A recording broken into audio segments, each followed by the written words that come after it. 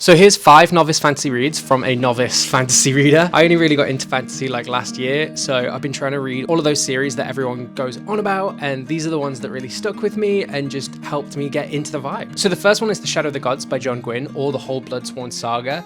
This is actually the series that got me into high fantasy. A friend recommended them, and I absolutely loved it. It is dark and really gripping. It is a very classic Norse-inspired high fantasy world. It's exactly what you want, especially if you, like me, grew up playing things like Skyrim. Highly, highly recommend as a way to begin. And that kind of led me to where it all began. I read The Hobbit, and I also read the Lord of the Rings series. High fantasy wouldn't be high fantasy without Tolkien, and this is a great novel. I know it's a bit older, but it's still very easy to read. It's very easy to follow, and you know, if you've already seen the movies, perhaps, you kind of know what's going to come, and that's a nice, easy way to get into high fantasy. I demolished The Poppy War by R.F. Kuan in just a couple of days. This one I really, really enjoyed, especially because the others are a bit more kind of Norse, Western inspired, whereas this is inspired by Chinese history. So it was cool getting a high fantasy that had a very different perspective, and I really, really enjoyed it. And from Rin in The Poppy War, I recommend Vin in Mistborn.